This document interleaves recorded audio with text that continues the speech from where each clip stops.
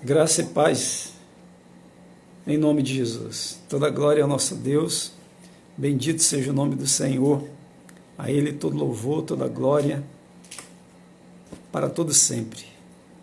De eternidade a eternidade, seja o louvor e a glória ao nosso Deus. Bendito seja o nome do Senhor. Graças a Deus, mais uma vez aqui na presença do Senhor, para invocarmos o seu nome e aprender de Deus. Sermos edificados com a mensagem do Senhor, com o conteúdo da palavra de Deus, com o conteúdo da Escritura Sagrada. A palavra é viva, é eficaz.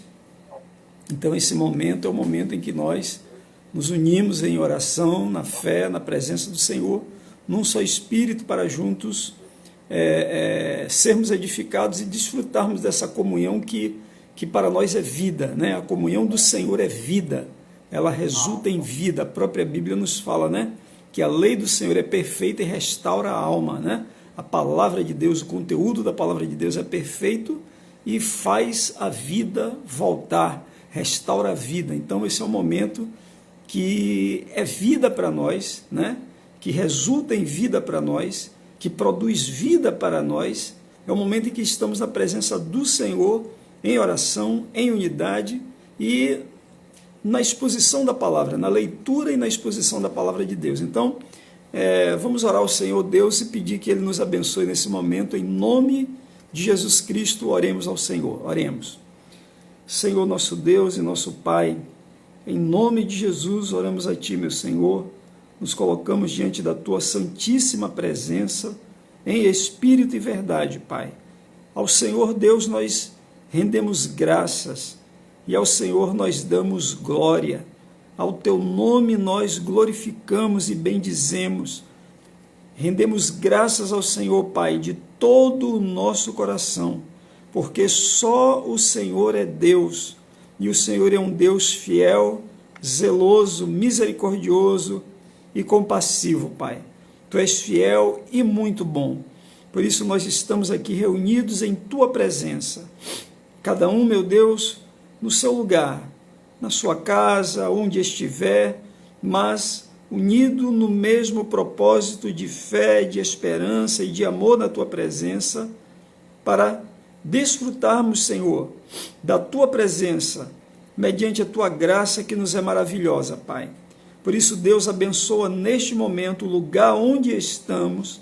Este lugar agora é igreja do Senhor, a nossa casa, o nosso lar, o local onde estamos agora, participando, ó Deus, deste culto que prestamos a Ti, que seja uma igreja Tua viva aqui na terra, Pai, para a glória do Seu nome, que seja, Pai, um lugar de salvação, um lugar de comunhão com Deus, um lugar de intimidade com Deus, de conhecimento de Deus, um lugar de restauração e de vida eterna em Cristo Jesus.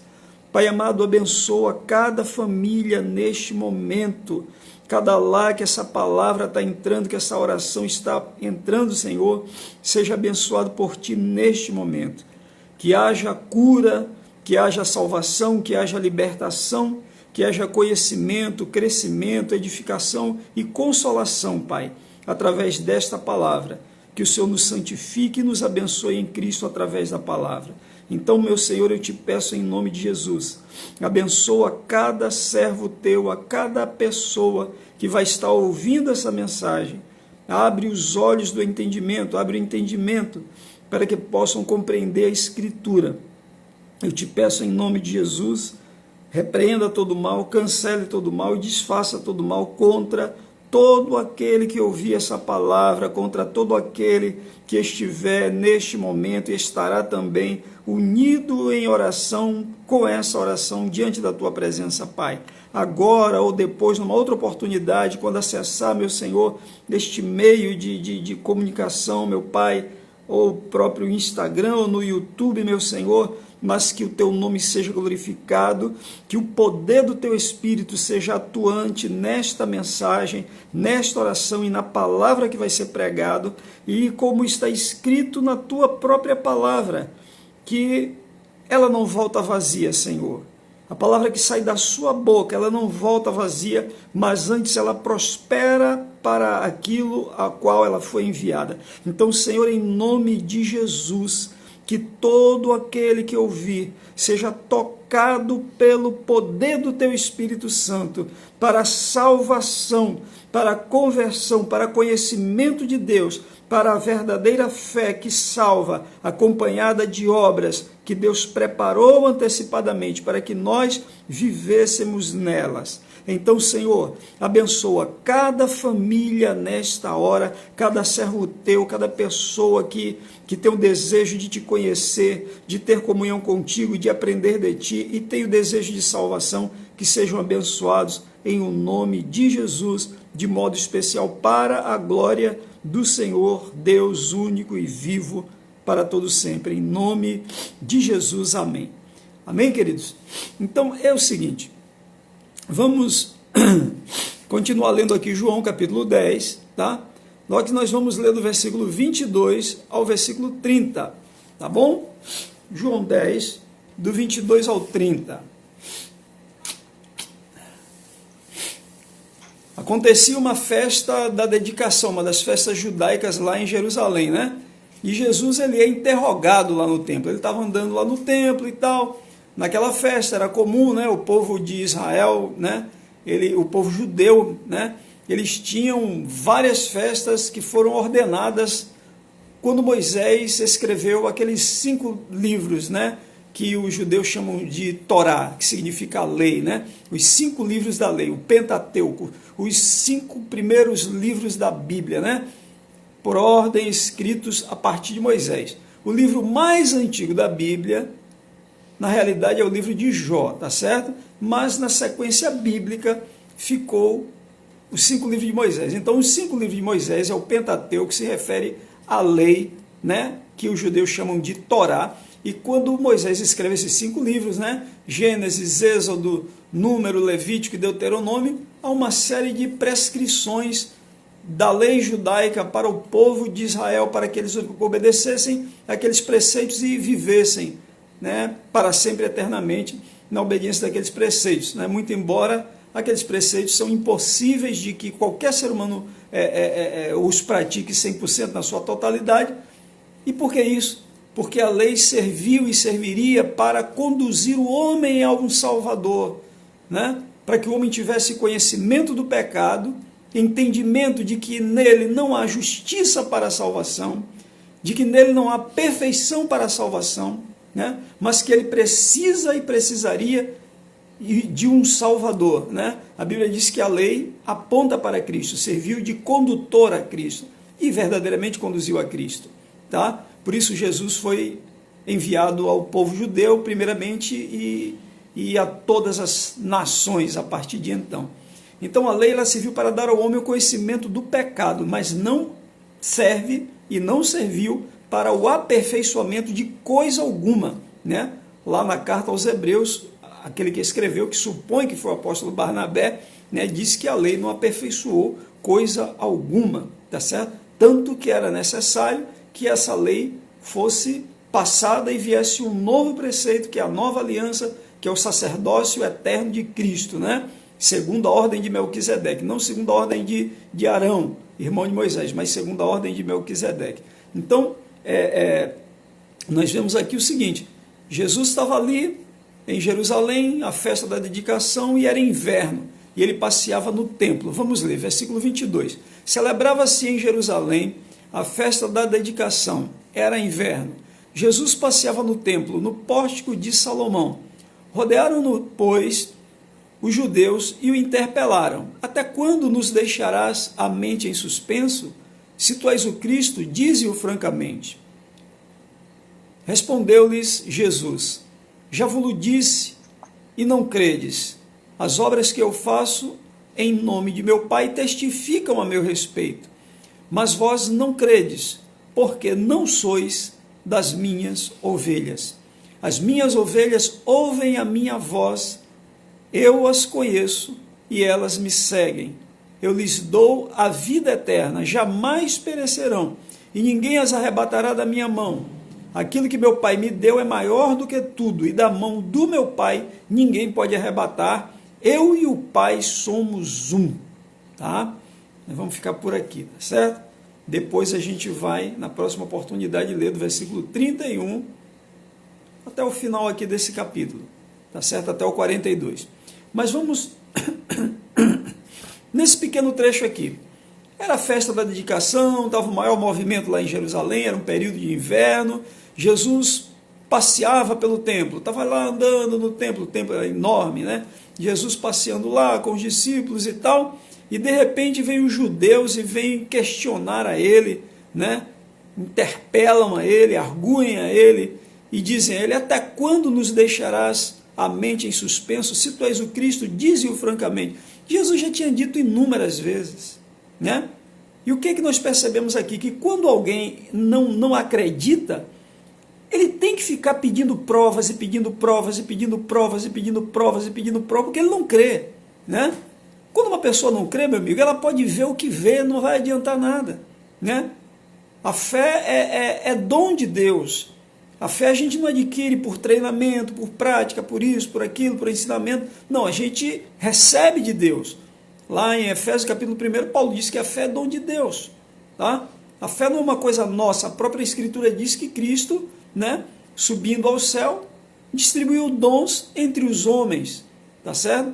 E quando ele subiu ao céu, ele atraiu a todos a ele. Ou seja, a fé não é nada que o homem tem por sua própria virtude, dom, talento. A fé é dom de Deus, é dádiva de Deus, é uma virtude que Deus o concede para que ele creia conscientemente no Senhor a ponto de obedecê-lo, né? Essa crença que não leva à obediência é uma crença que não é, como disse o apóstolo Tiago, né? É uma fé morta, é uma fé sem obras, não há proveito nenhum, não tem poder para salvar, tá certo? Não se evidencia a fé sem obras, né? A verdadeira fé, ela é evidenciada através das obras, através das ações que condizem com a fé que se professa. Então, os judeus ficavam muitas vezes, não foi a primeira, nem a segunda, nem a terceira vez em que eles questionavam a Cristo e que eles pediam para Jesus dizer para eles: vem cá, é você mesmo que é o Cristo, é você que é o Cristo, é você que é o Cristo. E Jesus disse: eu já tenho dito para vocês, mas vocês não acreditam, né? E ele disse: as obras que eu faço em nome de meu Pai testificam a meu respeito. Ou seja, nós sabemos que Jesus fez coxo andar, cego enxergar, surdo ouvir, mudo falar, paralítico se levantar, ressuscitou morto, multiplicou peixe, andou por sobre pães e peixes, andou por sobre o mar, transfigurou-se, tantas e tantos outros milagres a Bíblia diz que Cristo realizou, né? Expelia demônios, curava populações inteiras nas cidadezinhas, nos povoados onde ele andava. A Bíblia diz que todos eram curados por ele. Todos os que o buscavam eram curados por ele. Ele disse: olha, as obras, eu já disse para vocês, contudo vocês não creem.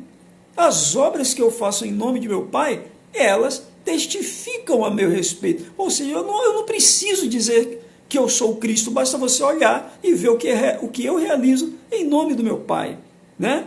Quantas vezes as pessoas elas querem prova e mais prova e mais prova e mais prova e não vão conseguir acreditar nunca, tá? Quem tem a fé não precisa de prova, né? Quem tem a fé tem a fé. Quem tem a fé já tem a prova. Não precisa de prova, né? Então Cristo disse: as obras que eu faço em nome de meu Pai mostram quem eu sou, né? Mas vós não credes. Aqui é onde novamente eu me refiro a este evangelho de João, narrativa de João, que é o evangelho que é escrito, né, no objetivo de mostrar que Jesus era o Filho de Deus, né? Cada uma das narrativas dos evangelhos tem um objetivo, né? Mateus ele escreve para mostrar que Jesus era o Messias, o filho do rei, né? Marcos escreve para mostrar que Jesus era o servo de Deus, aquele servo prometido, enviado, né? Lucas para mostrar que Jesus era o filho do homem prometido, que Deus se faria carne e viria. E João para mostrar que ele é o Filho do Deus vivo, a palavra eterna, o verbo vivo de Deus, tá? Então, João mostra muito assim, João traz muito esses discursos de Cristo, Cristo mostrando: olha, eu já disse para vocês, mas vocês não creem. E ele diz mais: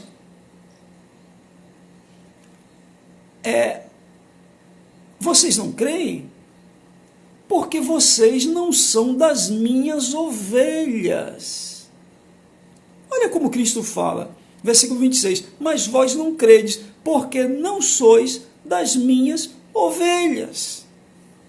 As ovelhas de Cristo, elas creem nele perfeitamente, tá? Ele diz, as minhas ovelhas, aqui mais uma vez a gente vai ver, a gente leu aqui no capítulo 10, por várias vezes Cristo dizendo que as ovelhas dele, ele chama pelo próprio nome, que elas ouvem a voz dele, que elas conhecem a ele, que elas seguem a ele, que elas não seguem o estranho, porque não conhecem a voz do estranho. As ovelhas dele ouvem a voz dele, conhecem ele, seguem ele. Aqui novamente, né? Jesus diz, versículo 27, as minhas ovelhas ouvem a minha voz, eu as conheço e elas me seguem, meu amigo. As ovelhas de Cristo seguirão a Cristo. As ovelhas de Cristo ouvirão a voz de Cristo. No dia que for tirado o selo, o tampão dos ouvidos, e a ovelha de Cristo ouvir a voz de Cristo, nunca mais ela deixará de ouvir a voz do Senhor. Nunca mais ela deixará de atender ao chamado do Senhor. Tá? Então veja que Jesus diz, olha, eu já disse para vocês não creem, as obras que eu faço em nome do Pai mostram quem eu sou, mas vocês não creem, porque vocês não são das minhas ovelhas. Ou seja, não adianta que vocês não vão crer, né?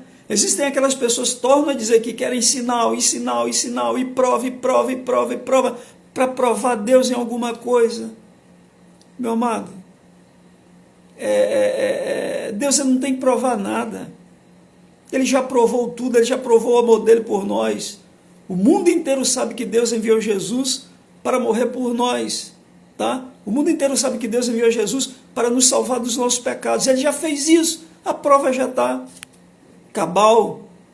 Ele disse lá na cruz, está consumado, está consumado. Então vejam só, ele diz, as minhas ovelhas ouvem a minha voz, eu as conheço e elas me seguem, eu lhes dou a vida eterna. Olha que palavra maravilhosa, jamais perecerão, jamais perecerão. Gente, essa promessa é uma promessa do tamanho do universo. Ele diz, as minhas ovelhas, primeiro, ouvem a minha voz. Segundo, eu as conheço. Terceiro, elas me seguem. Quarto, eu lhes dou a vida eterna. Quinto, jamais perecerão. Sexto, ninguém arrebatará da minha mão. É brincadeira, amados, um negócio desse. Olha o tamanho da promessa, olha o tamanho da grandeza da promessa de Deus. Tá? Então, aqueles judeus ali não ia adiantar mesmo, Jesus ia dizer, ia chorar, dizendo, olha, eu sou o filho de Deus. Eles não iam acreditar, nunca. Né? Pelo contrário, eles pensavam que Jesus tinha demônio, né? E com isso eles terminam blasfemando contra o Espírito Santo e perdendo, né, o perdão, né, sendo condenados neste século, neste tempo e no tempo futuro, no século vindouro, né? Nem nesta vida e nem na outra eles têm perdão, aqueles que pecam, que blasfemam contra o Espírito Santo. Então, receba essa promessa de Deus na sua vida, você que crê em Jesus. Tenha conhecimento dessa palavra e tome posse dessa promessa. Você que é servo de Cristo, que crê em Jesus, e você que tem um desejo de ser de Cristo. Tá? Eu não sei, de repente você nunca botou o pé numa igreja, mas você quer ser de Jesus. Você quer ser salvo. O Senhor vai te guiar, meu amigo. Mas para ser salvo é preciso viver também obediência, né? Não é só a fé que salva. A fé desacompanhada de obediência, eu quero obedecer a Deus. Você sabe o que é que Deus quer? Não sei. Vá ler a Bíblia, procure estudo bíblico, faça aquilo que Deus te manda fazer. Quando você lê a Bíblia, você vai ver que o Senhor vai dizer lá na Bíblia, você deve congregar, né? As portas do inferno não prevalecerão contra a minha igreja.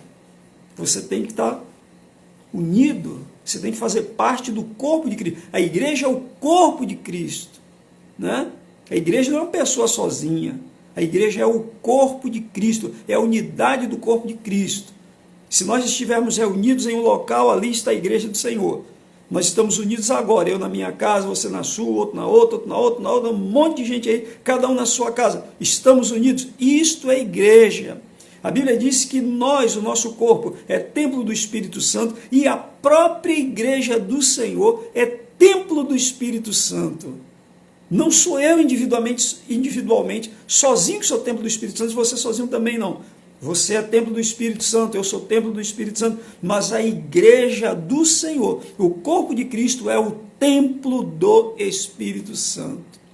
Então, tome posse dessa promessa, tome posse dessa palavra, veja que palavra maravilhosa, né? Você que crê em Jesus, ele diz, as minhas ovelhas ouvem a minha voz, eu as conheço e elas me seguem, tá?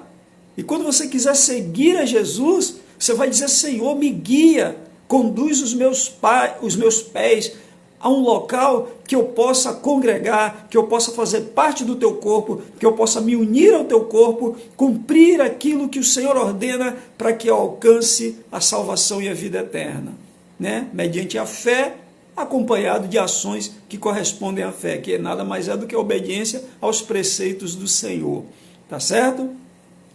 Então vejam bem, tome posse dessa promessa. Você que crê em Jesus, toda ovelha dele vai dar ouvidos à sua voz.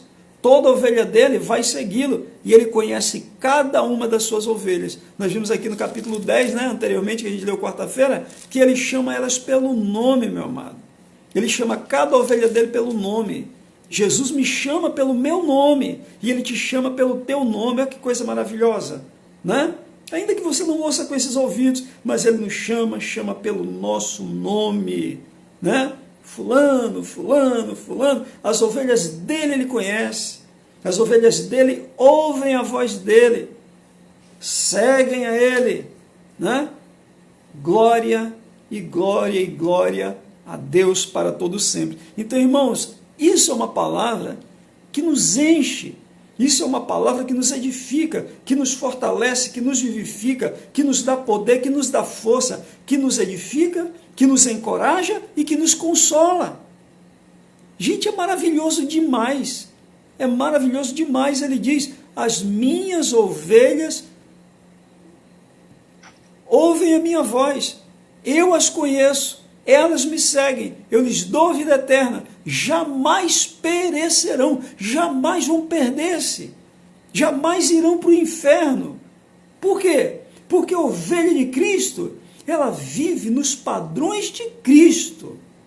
Ah, eu sou ovelha de Cristo e vivo fazendo errado aqui, errado ali, errado acolá. Não, isso aí não é ovelha de Cristo, né?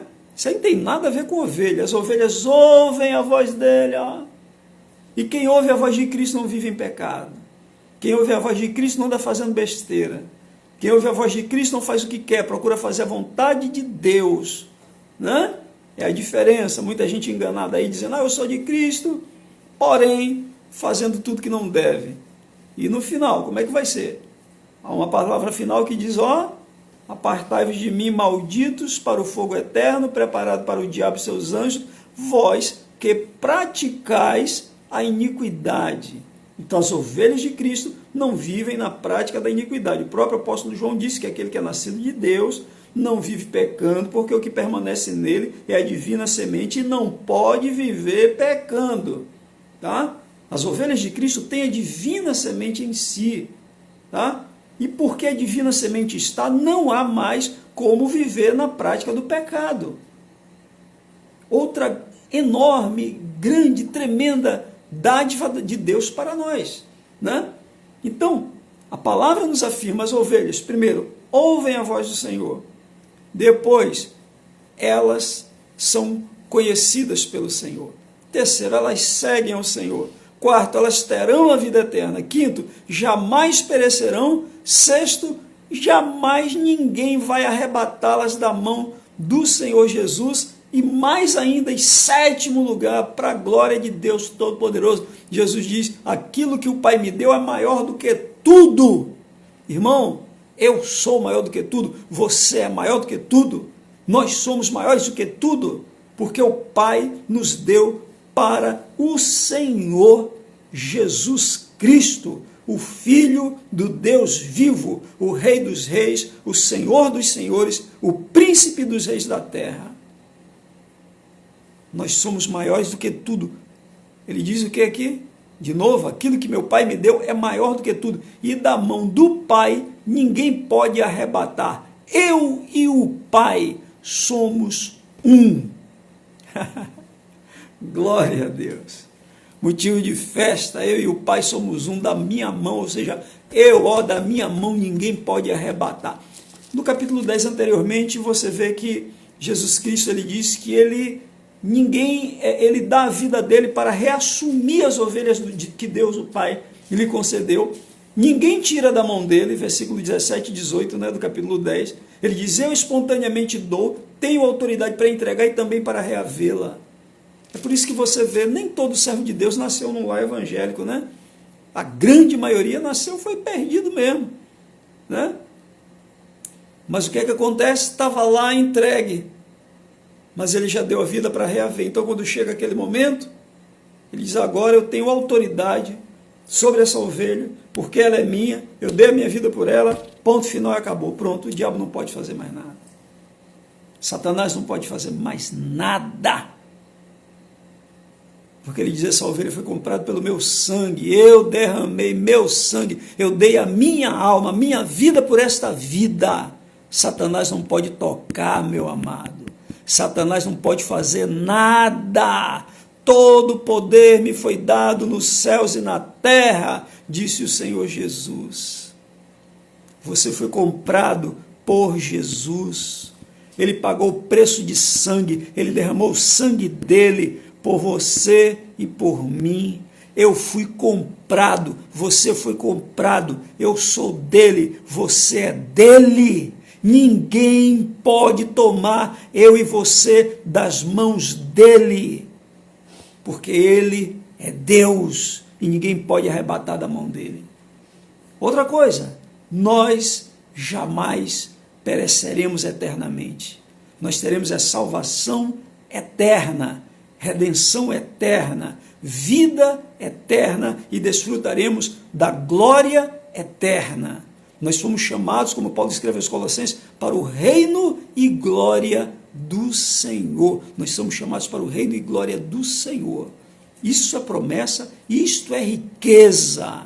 Isso é riqueza que a traça não corrói, que a ferrugem não corrói e que o ladrão não rouba. Essa é a riqueza que o ladrão não rouba, meu amigo. Nem o ferrugem, nem a traça consome, tá certo? E a promessa desse Senhor, Deus de todo poder, de toda glória, de toda honra, de todo louvor, de toda excelência, Ele fez para nós. Então, meu querido, receba na sua vida essa promessa. Tome posse dessa promessa. Creia nessa promessa. Você que crê em Jesus, essa promessa é para você. Você é de Cristo. O sangue dele foi derramado por você. Você foi comprado. Você é dele. Ninguém toma da mão dele. Você não perece jamais. Ele te dará a vida eterna, meu amado. E ninguém te arrebatará da mão dele. Só isso aí, a gente tem motivo para se alegrar e festejar todos os dias da nossa vida. Queridos, essa é a palavra do nosso Senhor para nós nesse dia de hoje. Que a graça de nosso Senhor Jesus e o amor de Deus e a comunhão do maravilhoso e santíssimo Espírito de Deus seja sobre todos vocês, hoje, amanhã e para sempre, até a vinda de nosso Senhor Jesus Cristo. Que Deus seja louvado, que o Senhor seja glorificado na tua vida. Entregue a sua vida ao Senhor dia após dia. Arrependa-se diariamente, se volte a Deus diariamente, diga diariamente, Senhor, me conduz no caminho da tua santidade. A Bíblia diz, a santidade convém à casa do Senhor. Lá no Antigo Testamento, no templo, santidade convém à casa do Senhor, santidade convém à casa do Senhor. Nós somos a casa do Senhor, meu amado, templo do Espírito Santo, templo do Senhor. Santidade convém a nós, e a Bíblia diz, sem a santificação e a paz, ninguém vai ver a Deus. Então, tem que ser santo, tem que ser santo, Porque se eu sou crente, eu sou presbítero, diácono, pastor, profeta, bispo, apóstolo, sei lá o que, zelador, ovelha, carneiro, não sei, querubim, serafim, meu amigo, não tem santidade, não vai ver ao Senhor. Esqueça, a palavra é uma só. Tá certo? Então peça ao Senhor. Irmão, nós somos chamados a viver uma vida de santidade, de pureza. Tá bom? A gente vai mais para frente, na hora de Deus, no momento que Deus quiser, nós vamos falar muito aqui sobre a santidade de Deus e qual o chamado de Deus para conosco, né? Tem muito crente aí mundano, né? Ele é crente, mas ele é mundano, a cabeça dele é inteiramente do mundo. Ele é do mundo, ele está na igreja, ele é batizado e tal, ele às vezes fala em línguas, ele profetiza, mas ele é do mundo. A cabecinha dele não é santa, ele não é santo, ele não tem uma essência santa, ele não tem uma mente santa, né? Ele é inteiramente mundano, é desse mundo, é dessa vida, é parecido com o mundo, aceita tudo, concorda com tudo, inteiramente equivocado, inteiramente às vezes desconhecedor da vontade de Deus, desinteressado do conhecimento de Deus, tá? Então, nós vamos mais para frente um pouco, vamos dar seguimento aqui ao livro de João, que esse livro aqui, o Evangelho segundo João, são 21 capítulos maravilhosos, maravilhosos. A narrativa do Evangelho que eu mais gosto é de João. Leio todas, sou alimentado por todos, edificado por todos, sou abençoado por tudo que está na Bíblia, mas eu tenho um carinho especial por esse Evangelho, segundo a narrativa de João. Tá bom? Ao Senhor, Senhor Deus querido e Pai amado, em nome de Jesus oramos a Ti. Agradecemos a Ti, ó Deus Santo, por essa oportunidade, que o Senhor abençoe cada família, multiplicadamente, que a Tua graça seja multiplicada sobre a vida de cada servo do Senhor e sobre a vida de cada pessoa que faz parte das famílias que tiveram acesso e que terão acesso a essa mensagem, meu Pai. Pedimos a Ti também a paz do Senhor para a nossa cidade. Pedimos também a Tua bênção e misericórdia sobre o povo da nossa terra e sobre os governantes que foram constituídos, porque todos são constituídos por Deus, é o que diz a Tua palavra. E pedimos a Ti por eles, Deus, para que coloque no coração deles as diretrizes e a direção certa, para que eles tomem as decisões corretas. E abençoa o povo dessa terra, Pai, com prudência, Deus. O nosso povo é muito irresponsável, meu Pai. É muito irresponsável. Tem misericórdia, concede um pouco de prudência, a prudência necessária, para que nós possamos, Pai, passar por essa pandemia sem tanto dano, sem tanto mal, sem tanta morte, sem tanto problema, e que isso possa se extinguir o mais rápido possível, Senhor. Pedimos a Ti que traga a cura para nós e que desfaça este mal, porque o Senhor é Deus e é poderoso para isso. Uma palavra sua, Senhor, tudo isso se acaba em um só instante, porque o Senhor é o Deus de todo poder e de toda glória. Pedimos a cura, pedimos a solução desta pandemia, pedimos o fim desta pandemia, pedimos a Tua bênção sobre a Tua igreja, o avivamento, a edificação, o poder, a força, a graça, a fé, a unção do Espírito Santo, a comunhão do Senhor para a Tua igreja.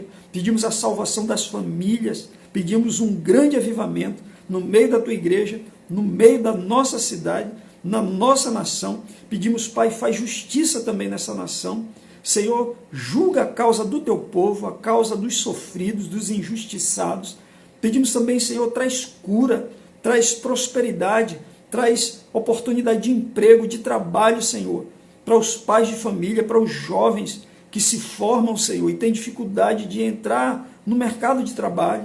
Senhor, venha fazer um milagre na nossa nação, vem fazer mudança na nossa nação e conduz o povo da nossa nação ao arrependimento, ao conhecimento, ao entendimento de que feliz é a nação cujo Deus é o Senhor e que possam, Senhor, viverem para a obediência do Senhor. Eu te peço, juntamente com todos que estão unidos agora nesta oração, a Ti, meu Deus. Te peço em nome de Jesus e já te agradeço. Amém. Queridos, graça e paz, Deus abençoe vocês em nome de Jesus Cristo. Domingo, com a permissão de nosso Senhor, 18 horas, estaremos aqui juntos, falando dessa segunda parte desse trecho aqui, tá bom? A respeito desse diálogo de Cristo ali no templo, na festa da dedicação. Deus abençoe vocês de maneira multiplicada, tenham uma excelente noite, um ótimo fim de semana na presença de Cristo e de Deus.